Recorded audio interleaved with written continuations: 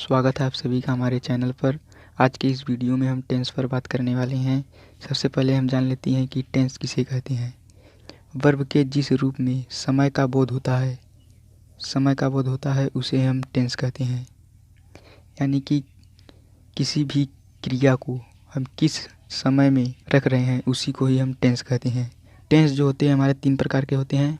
एक होता है हमारा प्रेजेंट टेंस, एक होता है पास्ट टेंस, एक होता है फ्यूचर टेंस। तो जो हमारा प्रेजेंट टेंस होते हैं इसके भी कई भेद होते हैं। एक होता है हमारा प्रेजेंट इंडेफिनिट टेंस, एक होता है प्रेजेंट कंटीन्यूअस टेंस, एक होता है प्रेजेंट परफेक्ट टेंस और जो लास्ट होता है इसका प्रेजेंट परफेक्ट कंटीन्यूअस टेंस होता है। सबसे पहले हम बात करते हैं प्रेजेंट इंडेफिनिट टेंस के ऊपर। तो हमें किसी भी सेंटेंस को ट्रांसलेट करने के लिए सबसे पहले हमें ये जानना ज़रूरी होता है कि वह सेंटेंस किस टेंस में है। किसी भी सेंटेंस को ट्रांसलेट करने के लिए सबसे हमें पहले जानना होता है कि वह किस टेंस में है। सभी टेंस के उसके पहचान होते हैं कि यह किस टेंस में है।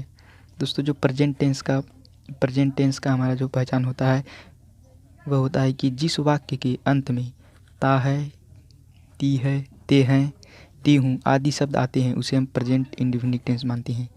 मान लीजिए हमने एक सेंटेंस लिखा, वे प्रतिदिन स्कूल जाते हैं।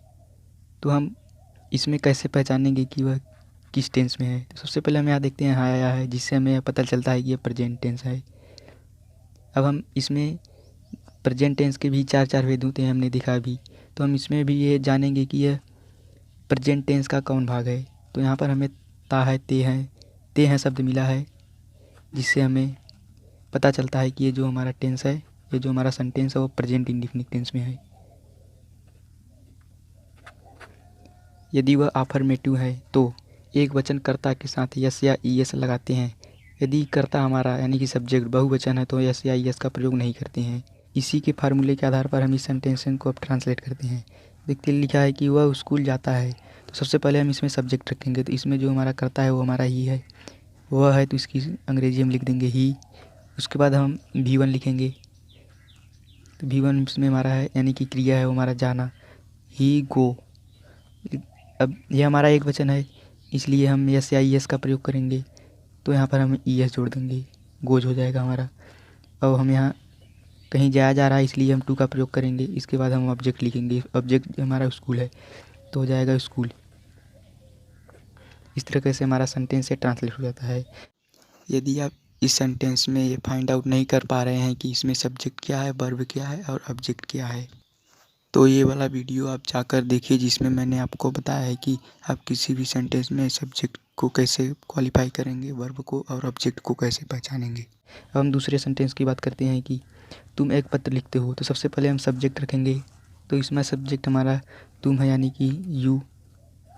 उसके बाद हम वर्ब लिखेंगे। तो इसमें जो हमारा क्रिया है वो है लिखना। इसमें हम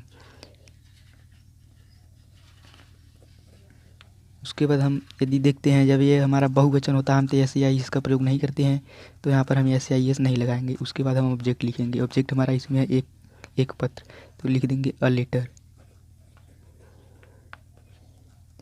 हम अगला देखते हैं, हमारा तीसरा सेंटेंस है कि मैं अपना पाठ याद करता हूँ। तो सबसे पहले हम इसमें अपना सब्जेक्ट ढूंढेंगे। तो इसमें सब्जेक्ट मेरा मैं है, तो इसमें हम आई लिखेंगे। उसके बाद वर्ब लिखेंगे। तो वर्ब हमारा इसमें है याद करना। तो याद करना जो अंग्रेजी होता है हमारा लर्न होता है, और आई हमारा बहुवचन है इसलिए हम एस या एस का प्रयोग नहीं करेंगे। अब हम लिखते हैं हिज। आई के साथ हमारा जो अपना का अंग्रेजी बनता है हमारा। इस तरह का हमारा यह सेंटेंस ट्रांसलेट हो जाता है। लिखा है कि मैं अपना पाठ याद करता हूँ। तो मैं सबसे पहले आई, मैं के अंग्रेजी लिखूँगा, आई हो जाएगा हमारा। उसके बाद हम वर्ब लिखेंगे। वर्ब हमारा इसमें याद करना, तो यहाँ हमारा लर्न हो जाएगा। उसके बाद आई, अपना को जो अंग्रेजी होता है वो आई रहेगा, तो माई हम लिखेंगे। अब हम निगेटिव सेंटेंस पर बात करते हैं। जब निगेटिव सेंटेंस को ट्रांसलेट कर रहे हैं तो सबसे पहले आप सब्जेक्ट को रखेंगे। उसके बाद सिंपल रहेगा तो उसमें हम यस या ईएस लगाते हैं। हमारा यदि प्रेजेंट का टेंस है, यदि वह सिंपल है तो हम उसमें यस या ईएस लगाते हैं। यदि या निगेटिव हो गया, इंट्रोगेटिव हो गया, यदि ये सब सेंटेंस आ रहे हैं तो उसमें हम सहायक क्रिया के रूप में डू या डज लिखते हैं। तो निगेटिव सेंटेंस है इसमें, तो हम सबसे पहले सब्जेक्ट लिखेंगे। सब्जेक्ट के बाद सहायक क्रिया के रूप में डू या डज का यूज करेंगे। उसके बाद हम नॉट लिखेंगे, V1 प्लस ऑब्जेक्ट लिखेंगे। उसके बाद जो आ जाता है उसके बाद हम वो लिख देते हैं। तो इसमें मेरा पहला सेंटेंस है वे हॉकी नहीं खेलते हैं। तो सबसे पहले हम सब्जेक्ट लिखेंगे। तो सब्जेक्ट हमारा इसमें है वे की अंग्रेजी हम लिखेंगे दे। तो उसके बाद हम डू या डज का यूज करेंगे। यदि हमारा सब्जेक्ट सिंगुलर है तो हम डज का यूज करेंगे। यदि हमारा सब्जेक्ट जो है सिंगुलर है तो हम वहाँ पर डज का यूज करेंगे। और यदि हमारा सब्जेक्ट जो प्लूरल है तो वहाँ पर हम डू का यूज करेंगे। तो यहाँ पर हमारा जो ये सब्जेक्ट है ये हमारा प्लूरल है तो यहाँ पर हम डू का यूज करेंगे। उसके बाद हम नॉट लिखेंगे। उसके बाद हमारा वर्ब आएगा खेलना, खेलना यानी प्ले। उसके बाद हम ऑब्जेक्ट लिख देंगे। ऑब्जेक्ट इसमें हमारा हॉकी। अगला है हमारा वह एक पत्र नहीं लिखता है। तो यहाँ पर सबसे पहले हम सब्जेक्ट लिखेंगे ही। उसके बाद हम ही चूँकि हमारा सिंगुलर है इसलिए यहाँ पर हम डज का यूज करेंगे। उसके बाद हमारा नॉट आएगा।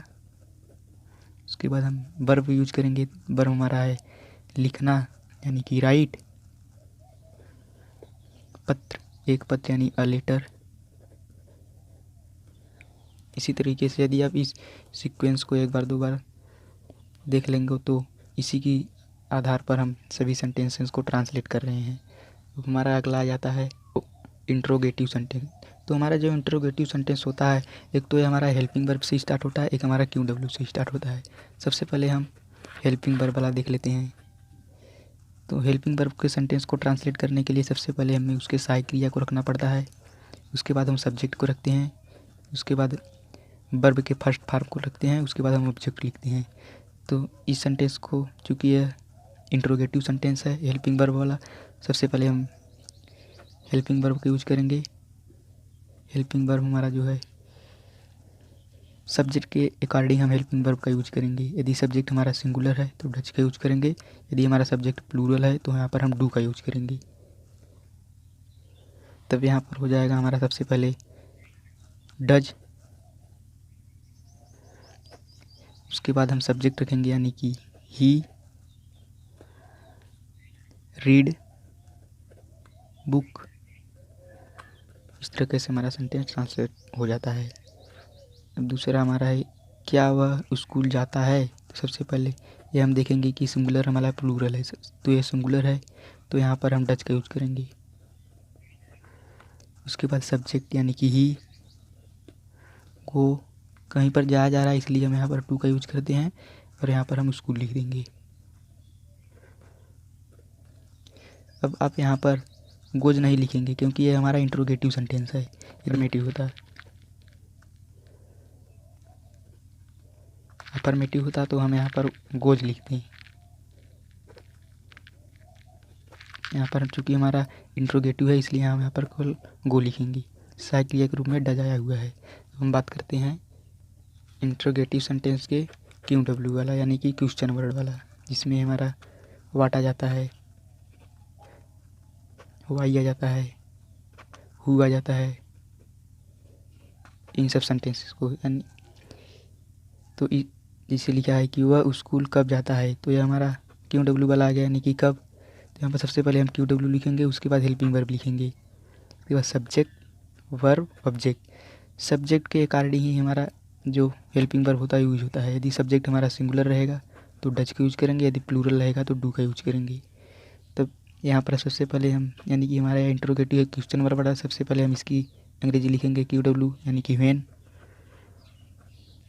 उसके बाद हम सब्जेक्ट के अकॉर्डिंग डू या डज को यूज करेंगे। यहाँ पर हमारा सब्जेक्ट ही है यानी कि सिंगुलर है तो यहाँ पर हम डज का यूज करेंगे।